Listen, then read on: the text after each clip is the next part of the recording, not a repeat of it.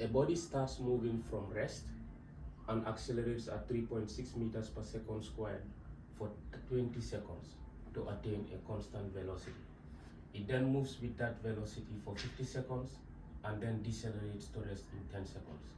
Draw a velocity time graph to illustrate this motion. Calculate the total distance traveled. Calculate the average speed. Okay. This is about velocity time graph, how you can illustrate motion on a velocity time graph. So what we have to understand first is that for a velocity time graph, you need to have velocity on the y-axis and time on the x-axis, and never forget to indicate your origin 0. If a body accelerates uniformly from rest, this is how you illustrate it to attain a particular velocity v, final velocity. If the body then maintains that velocity, which means it does not increase or decrease it, so it means this is how you illustrate a steady speed or velocity. So if the body comes to rest, it means from here it has to come back to 0. So this line is acceleration, this line is constant velocity, and this line is uniform deceleration. So this is important to understand. Okay, so we have something similar to that. If you look at this question, it says, now I'm going to draw it properly, my velocity time graph. It says, let's say velocity in meters per second. This is time in seconds. It says a body starts moving from rest, the origin 0. So this is the body, and what? It accelerates uniformly to 3.6 meters per second squared. So that's the acceleration, 3.6 meters per second squared. It is not the final velocity, so it is what you're going to find. So after it accelerates to attain a constant velocity, so let's assume that this is where it attains that constant velocity v. What was the duration during acceleration? Is 20 seconds. So it means from here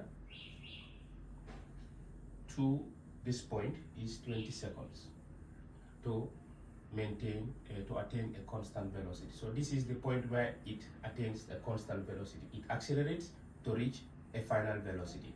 So it then maintains this velocity for 50 seconds. So this is how we can illustrate it for 50 seconds.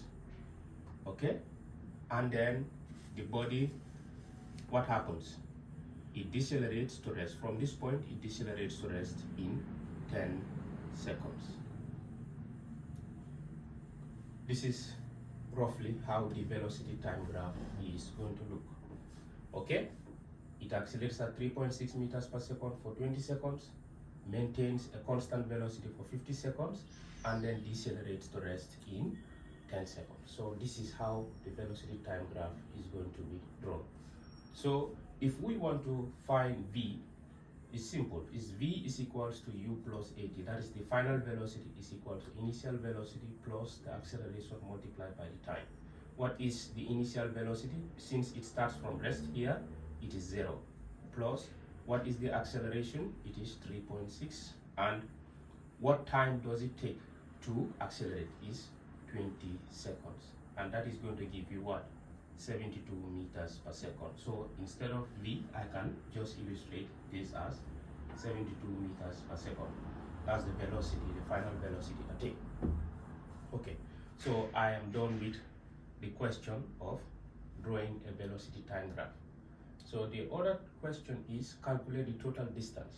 Now to be able to find the total distance, you look at the shape of this diagram and you can use area under the curve, that is the area of this diagram, to represent the distance. So it looks like a trapezium. If you look at it, this is how a trapezium looks like. So if I use the area of a trapezium, I can be able to find the distance, but also I can separate this diagram into 3 because it will give me 3 different figures. I can call it S1, S2, S3. So if you look at this looks like a triangle, S1. S2 looks like what? A rectangle. S3 also looks like a triangle. So if I find the area separately and then add, I can be able to have a distance that is going to be the same as if I just want to use the area of a trapezium. So whichever way is simple, you can use it.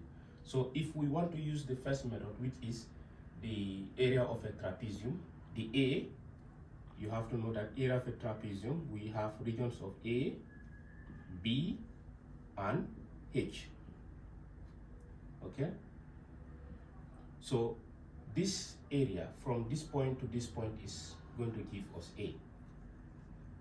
From this point to this point is going to give us B, and the height is from this point to this point. This is the H.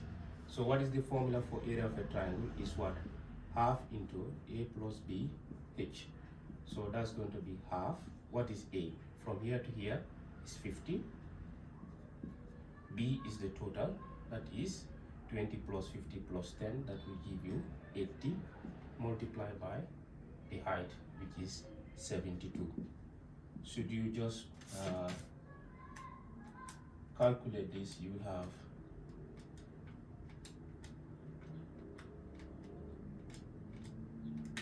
going to have 4680 meters. Okay, that is the distance. Okay, but let's try to use the other method. We are going to have the same answer.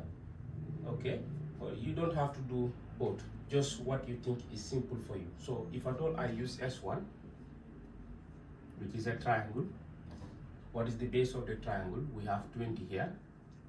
And what is the height? It is 72. What is the formula for area of a triangle? Area of a triangle is half base height. What is that? That's going to be half. The base is 20. The height is 72. What are we going to get as an answer?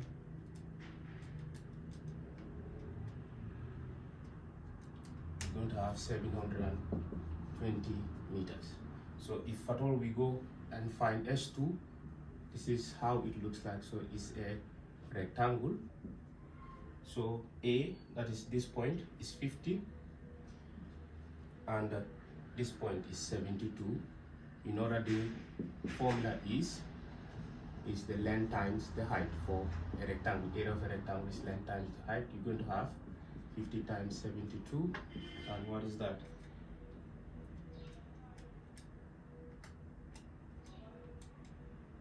That's 3,600 meters. So the final, this is how it looks like, which is S3, and the base is 10, the height is going to be the same, 72.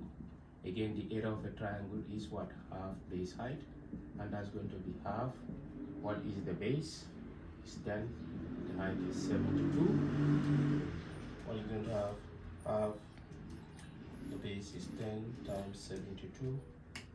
You're going to have 360. So the total distance ST, will be S1 plus S2 plus S3, which is going to be 720 plus 3,600 plus 360.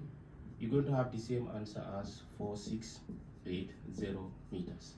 Okay, like I told you, it's your own choice. If you want, you can use the area of a trapezium directly to find the distance, or you can just separate into different figures and find the total distance. So I will just maintain this. All right.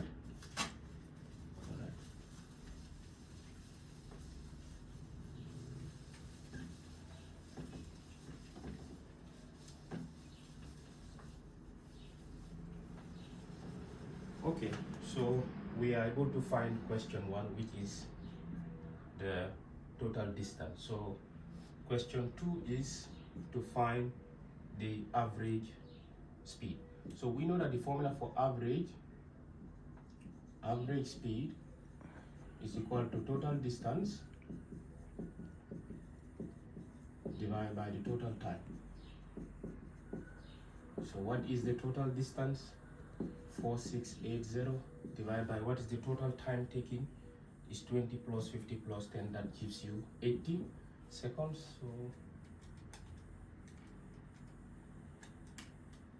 that will give you 58.5 meters per second. 4680 divided by 80. All right, thank you.